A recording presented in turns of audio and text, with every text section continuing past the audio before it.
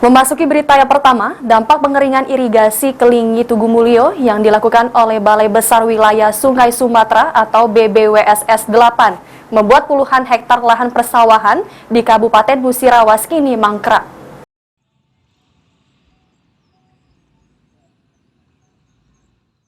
Dampak pengeringan irigasi terjadi di beberapa kecamatan membuat sejumlah petani yang memilih beralih fungsi dari biasanya tanam padi menjadi penanam jagung dan sayur-sayuran.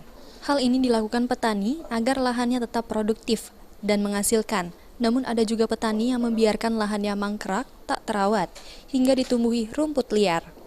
Giono, salah seorang petani di desa Trikoyo, mengatakan sebelum pengeringan, para petani di desanya tersebut aktif melakukan penanaman padi. Saat ini beberapa petani ada nekat penanam padi dengan mengandalkan air hujan, khususnya yang lahan sawahnya tidak bisa ditanami jagung. Yang nggak nekat ya ditinggal. Nah, itu. Ngapa itu Pak kok ditinggal itu? Nah, itu kan kemauan inisiatif sendiri-sendiri lah. Tapi biasanya di sini tanam Tanam padi semua ya Pak? ya biasanya. Oh, ini tidak ditanam karena apa Pak? Karena ini kadang yang nekat itu lah. Ada pengeringan ini Ada ya? pengeringan. Oh, jadi tidak ada.